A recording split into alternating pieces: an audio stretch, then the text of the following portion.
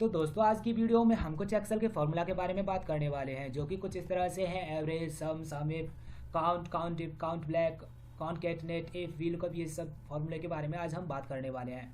जिसमें कि मैंने सबसे पहला फॉर्मूला एवरेज लिया है जो कि काफ़ी महत्वपूर्ण फॉर्मूला होता है। फॉर एग्जाम्पल मैंने क्या किया, इक्वल लिखा, इक्वल के बाद मैं यहाँ पर एवरेज फार्मूला लिखूंगा। एवरेज लिखने के बाद मैं इसे क्या करता हूँ, वो जो नंबर मेरे सामने होंगे वो जितने भी हों मुझे उन्हें सेलेक्ट करना है एंड ब्रैकेट क्लोज करने के बाद एंटर प्रेस करना है। आप देखोगे इसका एवरेज आ चुका है। आप चाहो तो ये जो लास्ट में दो डेसिमल पॉइंट आ रहे हैं उन्हें यहाँ से हटा भी सकते हो या रख भी सकते हो। मैं यहाँ पर दो डेसिमल पॉइंट्स रख रहा हूँ जिससे कि मैं एक प्रॉपर कंक्लूजन निकाल सकूँ। आप इस तरह से एवरेज निकाल सकते हैं। और भी बहुत सारे ऑप्शंस होते हैं, जैसे कि मैं यहाँ पर एवरेज लिख रहा हूँ। एवरेज लिखने के बाद मैंने 100 दिया एंड मैंने यहाँ पर 200 दिया। अब ये दो नंबर हैं, दो नंबर को क्या किया मैंने 300 बनाया। 300 को अगर 2 से डिवाइड करेंगे तो ये 150 आएगा।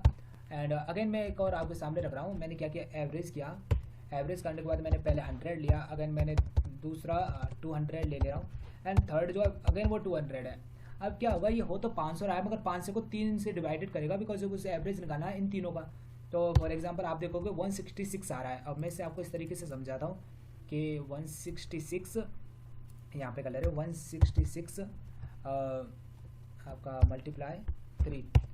ओके, ये आपका कंक्लूजन ऐसे नहीं आएगा, इसके आगे में मेरे को इक्वल लगानी पड़ेगी।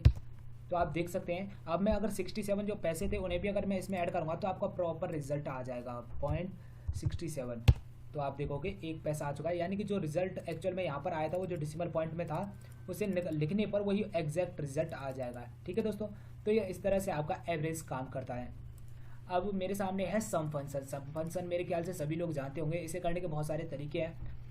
जैसे कि यहाँ पर ये वैल्यू दी गई है, मेरे को इसका अगर सम निकालना है तो एक तो है कि आप इक्वल में जाकर सम फंक्शन लिखेंगे और उसको क्या करेंगे, फिल्टर सेलेक्ट करेंगे वैल्यू को और एंटर करेंगे तो आपके सामने सम आ जाएगा। मगर एक और तरीका होता है, आपको एल्ट एंड इक्वल प्रेस करना है, यानी ये वैल्यू पे गए एल्ट और इक्वल प्रेस करेंगे तो वो ऑटोमेटिक जो न्यूमेरिक वैल्यू है उसे सेलेक्ट कर लेगा और आपके सामने एक सम लाकर दे देगा। ठीक है दोस्तों, ओके। अगेन अब मेरे सामने है यहाँ पर सम इफ। सम इफ फंक्शन किस तरह से काम करता है मैं आपको समझा दे रहा हूँ। यहाँ पर जैसे कि टोटल जो वैल्यू है, जो हमने वैल्यू बनाई है वो आप देखोगे 103 है, मगर ये 103 क्या है, टोटल वैल्यू नहीं है। टोटल जो है गाड़ियों की संख्या है वो मैं आपके सामने लिख दे रहा हूँ। यूनिक फार्मूला लगाएंगे, आप जो कारों के नाम है उन्हें सेलेक्ट करेंगे तो आपके सामने टोटल वैल्यू आ जाएगी। यानी कि टोटल नंबर ऑफ कार जो है वो 15 है मगर वो मल्टीपल टाइम सेल हुई है 10 बाई ये जो एंट्रीज आ रही है 103 आ रही है। अब मुझे क्या करना है, इनका सम निकालना है। मैं आपको समझा दे रहा हूँ ये किस तरह से काम करेगा। एक तो होता है इनका टोटल, सभी का सम निकाल दो। मगर अगर कोई आपसे कहने लगा कि मुझे एक पर्टिकुलर कार का सम चाहिए, जैसे कि मैंने इक्वल सम किया जो अभी पीछे किया था, मैंने सम करने के बाद इन वैल्यू को सेलेक्ट किया तो आप देखोगे इन सभी का टोटल सम आ गया है। मगर ये टोटल सम से मेरे को एक पर्टिकुलर कोई रिजल्ट नहीं मिल रहा है कि क्या एक्चुअल रिजल्ट है। ठीक है, तो मैं इसके लिए आपके सामने एक फार्मूला रन करता हूँ। मैं एक काम करता हूँ, फार्मूला लिख के यहीं लिख ले रहा हूँ जिससे कि आपके लिए भी चीज़ें आसान हो जाए। ये मेरा डाटा है, मैं OI प्रेस करूँगा जिससे ये ऑटो विथ में आ जाएंगी। अब मैं क्या करता हूँ, ये जो 15 हमारी गाड़ियाँ हैं जो हमारी जितनी सेल हुई, मैं जैसे देखना चाह रहा हूँ मारुति स्विफ्ट कितनी सेल हुई, टाटा पंच कितनी सेल हुई, मैंने यहाँ पर एक नॉर्मल डाटा बनाया हुआ है। तो इसके लिए आपको जो यूज़ करना होता है उस फॉर्मूले का नाम होता है सम इफ। ठीक है, सम इफ में जाने के बाद सबसे पहले आपको सम इफ, मैं काम करता हूँ सम इफ रन करता हूँ। दोस्तों सम इफ और इफ्स करके दो फॉर्मूले होते हैं, आप देखोगे यहाँ पे सम इफ और इफ्स। ठीक है, इफ्स में यानी कि आप एक ही टाइम पे मल्टीपल कंडीशंस दे सकते हैं सेम। मगर इफ जो होता है उसमें एक जैसी कंडीशन को बार बार लिखना होता है, मगर वहाँ पर आप एक ही टाइम में लिख सकते हैं। तो मैं इफ लेता हूँ और इफ लेने के बाद सबसे पहले मेरे से कह रहा है आपकी रेंज का है। रेंज मैंने सेलेक्ट कर ली। अगेन मैं ऊपर जाऊँगा और अगेन यहाँ पर जो मेरा रेंज में जो क्राइटेरिया था वो मुझे सेलेक्ट कर लेना है एंड कॉमा करना है। अब ये क्या है, मेरे को जो सम रेंज है वो सेलेक्ट करनी होगी और आपके सामने इनका रिजल्ट आ जाएगा। यानी कि सबसे ज़्यादा जो मेरी सेल हुई है मारुति स्विफ्ट हुई है, उसके बाद टाटा पंच, उसके बाद हैंडई। इस तरह से मेरा डाटा सेल हुआ है और इस तरह से आप अपने डाटा को चेक कर सकते हैं। ठीक है, अब मैं आपको सम इप्स भी एक बार रन करके दिखा दे रहा हूँ जिससे कि आपका डाउट क्लियर हो जाए। सम इप्स, इसमें क्या होता है, सबसे पहले ही आपको सम की रेंज देनी होती है जिसका तुम्हें सम करना है उसे सेलेक्ट करना है एंड आपकी जो क्राइटेरिया है क्राइटेरिया 1 वो सेलेक्ट करो, कॉमा आगे क्राइटेरिया 1 का जो रेंज है उसे सेलेक्ट करो, जहाँ से आपको जिसका रिजल्ट चाहिए उसे सेलेक्ट करने के बाद ब्रैकेट क्लोज एंटर। तो आप देखोगे इन दोनों का रिजल्ट आ चुका है। मगर सम इफ्स में आप अगेन कोई भी रेंज दे सकते थे विदाउट आपको किसी भी चीज़ को फॉर्मेट को फॉलो किए हुए, ठीक है।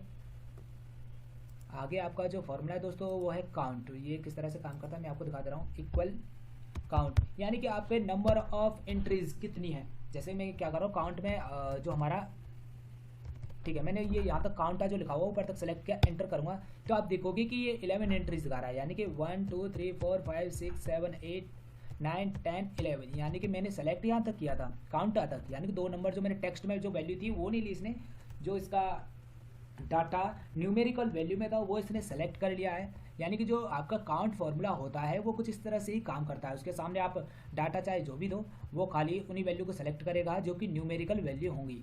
एंड सेम एज पर एक फार्मूला होता है काउंटा, जिसमें आप काउंटा में जैसे कि मैंने यहाँ पर सभी वैल्यू सेलेक्ट की, अब ये आपके सामने होल वैल्यूज़ को सेलेक्ट करेगा, चाहे वो टेक्स्ट हो चाहे वो न्यूमेरिकल वैल्यू हो, इससे कोई भी फर्क नहीं पड़ता, ये दोनों वैल्यू को काउंट करेगा, ठीक है। देख सकते हैं आप, जैसे यहाँ पर 14 रिजल्ट आ रहा है तो आपने क्या किया 1 2 3 4 5 6 7 8 9 10 11 12 13 14, ठीक है 14, इस तरह से आपका रिजल्ट आ जाएगा। अगेन दोस्तों मेरे सामने एक और फार्मूला होता है काउंट ब्लैंक, यानी कि आपके सामने दिक्कत ये है कि हमने जितनी भी एंट्री की उसमें हमें ये फाउंड करना है कि हमने ब्लैंक रोज छोड़ी हैं या नहीं। यानी कि अगर हमारे पास for example millions of data है मिलियंस ऑफ रोज में, तो वहाँ पर हमें ये चेक करना है कि हमारे डाटा में कहीं पे जो हमारा रिवेन्यू है या फिर जो भी चीज़ है उसमें कोई वैल्यू नल तो नहीं है। तो वो सब चेक करने के लिए एक ब्लैंक आती है जिससे हमें पता चलता है कि हमारे डाटा में क्या ब्लैंक रोज हैं या नहीं, तो उसे बोलते हैं काउंट ब्लैंक। और उससे क्या करना है, आपको होल डाटा को सेलेक्ट करना है एंड आप इंटर करोगे तो आप चेक कर सकते हो यहाँ पे दिखा रहा है कि आपकी 4 वैल्यूज़ 4 जगह पे आपका कोई भी डाटा नहीं है, यानी कि वो जो रॉ हैं वो ब्लैंक हैं 1 2 3 एंड 4। इस तरह से आपका फॉर्मूला काउंट ब्लैंक काम करता है, ठीक है दोस्तों। एंड अब मेरे सामने है दोस्तों आपका मारुति स्विफ्ट। अगेन मैं आपके सामने एक बार इनकी यूनिक वैल्यू लेके आ रहा हूँ जिससे कि आप इन्हें पहचानने में थोड़ी सी आसानी हो जाए। मैंने इन सभी डाटा को सेलेक्ट किया एंड आप चेक करोगे कि इनकी टोटल जो 15 थी, मेरे ख्याल से 15 गिनती ही है अभी भी। तो इसके लिए आपको क्या करना है, मैं यहाँ पर चेक करना चाह रहा हूँ कि हमारी जो स्विफ्ट है वो कितने टाइम उसकी जो एंट्री वो रिपीट हुई है, ठीक है, यानी कि कहाँ कहाँ पे हमारा इसका एंट्री डबल ट्रिपल जितना भी है एंट्री कितने बार हुआ है। तो मैं क्या करता हूँ इक्वल काउंट इफ, ठीक है। सबसे पहले आपको रेंज सेलेक्ट करनी है जिसका आपको काउंट चेक करना है एंड अपने ओरिजिनल डाटा पे जाने के बाद जो वैल्यू है जो आपको चेक करनी है कि कितनी हमारी वैल्यू रिपीटेड है वो चेक करने के लिए आप चेक कर सकते हैं। जैसे कि यहाँ पर मारुति स्विफ्ट का जो जिक्र है 11 बार उसकी एंट्री हुई है, टाटा पंच की भी 11 बार हुई है, हुंडई क्रेटा की 12 बार हुई है, मारुति एर्टिगा की आपकी 7 8 7, इस तरह से इन सभी की एंट्री हुई है। और आप भी इन सब चीज़ों को चेक कर सकते हैं, यानी कि पहले आपको ये सिलेक्ट करना है, अगेन जो आपको वैल्यू चेक करनी है वो सिलेक्ट करनी है और आपके सामने उसकी जितनी एंट्री हुई है वो चेक करके दिखा देगा। ये इस तरह से आपका काउंटिंग फार्मूला काम करता है, ठीक है दोस्तों। एंड नेक्स्ट जो हमारा डाटा है वो है दोस्तों आपका कॉनकैटनेट, ठीक है। मैं आपको चेक करके दिखा देता हूँ ये किस तरह से काम करता है। फॉर एग्जांपल मैं गया यहाँ पर और मैंने क्या किया, कॉनकैटनेट के लिए मैंने कंट्रोल भी किया। अभी मेरे डाटा में थोड़ी सी दिक्कत है, यानी कि इनके सरनेम अलग नहीं है, तो मैं थोड़ा सा डाटा में जाऊँगा, टेक्स्ट टू कॉलम में जाऊँगा, डिलिमिटेड पे जाने के बाद ये तुम्हारा स्पेस से सेग्रीगेट हो जाएंगे और मैंने इंटर किया तो आप देखोगे अलग अलग हो चुके हैं। मैं क्या करता हूँ, मैंने first name and last name से वो करता हूँ,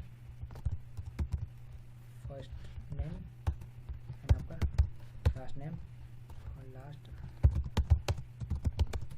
एंड आपका फुल नेम। अब मुझे क्या करना है, ये जो फॉर्मेट यहाँ पे है वही ये यहाँ पे आ जाए, इसके लिए मैं यहाँ पर फॉर्मेट प्रिंटर का यूज़ करूँगा। मैं यहाँ पे क्लिक करते आप देखोगे जो उनके बेथ जो उनका कलर जो हो रखा होगा वो यहाँ पर आ जाएगा। Alt+B करने के साथ मैं बॉर्डर कर दूंगा जिससे कि मैं डाटा को और अच्छे से रिवाइज कर सकूँ। मैंने कंट्रोल किया, ये इसका डाटा फॉर्मेट, ठीक है दोस्तों। यानी कि मेरे सामने कंपनी ने for example first name and last name दे दिया, मुझसे बोला कि इन दोनों नामों को आप कॉन्कैटनेट करके दें मुझे, यानी कि फुल नेम बन जाए फर्स्ट नेम और लास्ट नेम को मिला के। ओके, तो ट्राई करते हैं इक्वल।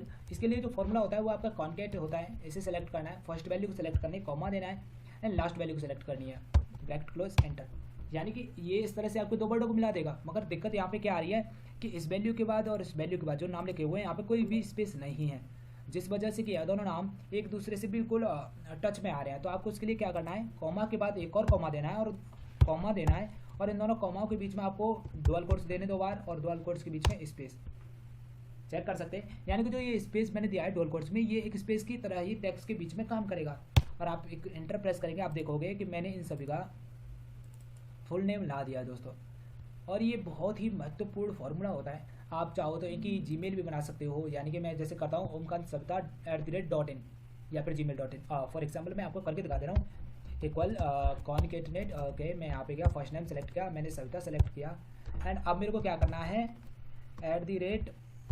@gmail.com। इसको मैंने क्या किया, एक टेक्स्ट फॉर्मेट में सेव कर दिया। मैं अब एंटर करूँगा तो आप देखोगे इनकी एक मेल बन के आ चुकी है। ये बहुत महत्वपूर्ण फार्मूला होता है एक्सेल का, जिससे आप बहुत सारे समय को अपने को बचा सकते हो और इजीली काम कर सकते हो।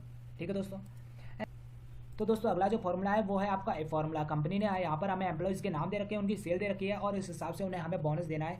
यानी कि 1000 या 1000 से ज़्यादा पे 10%, 2000 पे 20%, 3000 या 3000 से ज़्यादा पे 30% एंड 4 या 4000 से ज़्यादा पे 40% हमें यहाँ पर उन्हें देना है। तो कैसे करना है, शुरू करते हैं। सबसे पहले इसके लिए हमें एक फार्मूला रन करना होगा, क्योंकि कंपनी ने हमसे ये कहा है कि आप इसे इफ से कीजिए। चाहो तो आप इफ्स भी यूज़ कर सकते हो, स्विच भी यूज़ कर सकते हो, मगर कंपनी ने हमें इफ फार्मूला यूज़ करने के लिए कहा है तो हम उसे इफ से ही करते हैं। तो हमने क्या किया, फार्मूला सेलेक्ट किया, ग्रेटर देन इक्वल, सबसे हमारी बड़ी वैल्यू क्या थी 4000। 4000 से ज़्यादा या कम होने पर आपको कितना देना है 40%। ये आपने एक वैल्यू कंप्लीट कर दी, यानी कि आपने ये क्राइटेरिया कंप्लीट कर दिया। अगर आपको एक और फार्मूला इफ रन करना होगा, यहाँ पे जाना है आपको ग्रेटर देन इक्वल, यहाँ पर आपको 3000 लिखना है। इसके बाद आपको जाकर यहाँ पर कितना आपका बोनस था 30% बोनस हो गया, यानी आपने 2 क्राइटेरिया पूरे लिख दिए। अगेन आपको एक फार्मूला रन करना है, यहाँ पर जाना है आपको ग्रेटर देन इक्वल। अब यहाँ पर आपको जो वैल्यू थी वो 2000 थी, 2000 पे कितने परसेंट बोनस था 20%, आपने ब्रैकेट लिखा। अब अगेन आपको एक फार्मूला एक और बार रन करना है। एक और बार रन करने पे आपको क्या करना है, ग्रेटर देन इक्वल 1000, आपको 10% बोनस देना है। तो डबल कोट्स के साथ 10%। वहाँ पे अगर आपको यहाँ पे एक और कंडीशन रन करती है कि अगर वैल्यू इन सब वैल्यू से अलग है, तो वहाँ पर हमने क्या किया 0% दे दिया। यानी कि अगर इन वैल्यू से कहीं पर कोई वैल्यू मैच नहीं खाती तो वहाँ पे हमें 0 दिखा देना। ये हमारी कंडीशन हमने दे दी। तो अब मैंने क्या किया, सभी वैल्यू को लिख दिया है और आप देखोगे कि यहाँ पर रिजल्ट आ रहा है। यानी इस बंदे को जो बोनस मिलना था वो 20% था, इसे जो मिलना था वो 30%, इसने 4000 से ज़्यादा की तो 40%, इसने की तो इतनी। अब आप देख सकते हैं कि इनका रिजल्ट इनके सामने आ चुका है कि किसको कितना परसेंट बोनस देना है। अब चाहो तो इनकी आप वैल्यू भी यहाँ पर निकाल सकते हो कि किसको कितना बोनस बनेगा। यानी कि चाहो तो आप सेपरेट बोनस भी निकाल सकते हो या फिर इसके साथ में इसका बोनस। फॉर एग्जाम्पल मैं चाहता हूँ कि सेपरेट बोनस भी आए और पूरा बोनस भी। मैं क्या करता हूँ, यहाँ पे जाता हूँ, ठीक है, और डिवाइडेड बाई 20% मल्टीप्लाई बाई, तो आप देखोगे कि इसका जो बोनस हो रहा है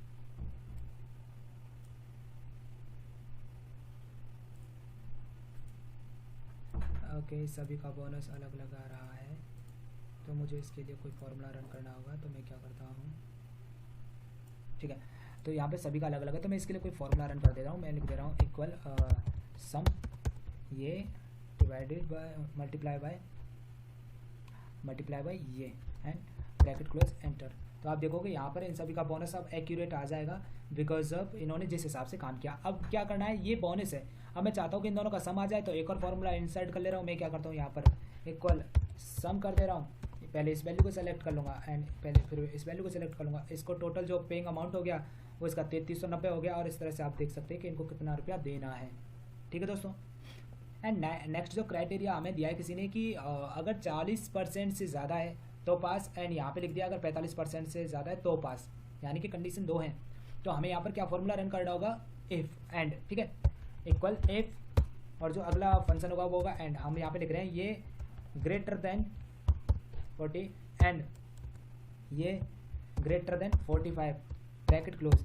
और कह रहा है वैल्यू अगर ट्रू, अगर वैल्यू सच है तो क्या आना चाहिए, हम कह रहे हैं ये अगर दोनों सच है तो ये बंदा पास आना चाहिए, अदरवाइज ये क्या आना चाहिए फेल। और हम ब्रैकेट कर देंगे क्लोज। तो आप देखोगे इनका रिजल्ट आ चुका है, क्योंकि इस बंदे के एक सब्जेक्ट में देखो इस बंदे के 45 नहीं थे, तो दैट्स वाई ये बंदा फेल हुआ।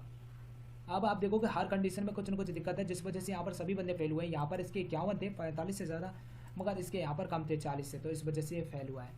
तो इस तरह की भी आप कंडीशन ट्राई कर सकते हैं। फॉर एग्जांपल अब जैसे कि मैं इस वैल्यू को क्या करता हूँ, आपका 45 ही कर दे रहा हूँ। तो आप चेक करोगे 46, क्योंकि मैंने वहाँ पर इक्वल नहीं लिखा, मैं यहाँ पर 45 लिखूँगा तो भी फेल ही आएगा। बिकॉज अब मैं अगर इक्वल लिखता इस फॉर्मूले में कहीं पे, जैसे कि यहाँ पर मैं इसके आगे इक्वल लिख दे रहा हूँ, तो आप देखोगे अब ये 45 पे भी पास हो जाएगा। ठीक है दोस्तों, इस तरह से आप एक फॉर्मूले का यूज़ कर सकते हैं। एंड दोस्तों जो नेक्स्ट फॉर्मूला है वो है हमारा वी लुकअप, यानी कि आप यहाँ से कंपनी ने क्या किया, हमसे बोला कि ये हमारा डाटा है, आपको एम्प्लॉय नाम यहाँ पे हम डालेंगे, हमें company name, email ID and उसका रेवेन्यू आना चाहिए, और ये आपको वी लुकअप के आधार पे करना है। तो बड़ा इजी होता है। हमें क्या करना है, सबसे पहले वी लुकअप देखना है। वी लुकअप में अपनी जो लुकअप वैल्यू उसे सेलेक्ट करना है। वैल्यू के लिए हमें टेबल का जो एरे है पूरा वो सिलेक्ट करना है, कॉमा, तो यानी जो कंपनी है वो कितने नंबर कॉलम में है, तो कंपनी 2 में है, ब्रेक कॉमा 0 एग्जैक्ट मैच के लिए ब्रैकेट क्लोज एंटर। तो आप देखोगे ये जो राकेश तिवारी है वो गूगल कंपनी में काम करते हैं, ठीक है। एंड अब हमसे कंपनी ने बोला इसकी जीमेल, तो अगेन आप चाहो तो यहाँ पर वी लुकअप लगा सकते हो, नहीं तो एक और तरीका है वो मैं इसी वीडियो में अभी बताऊँगा।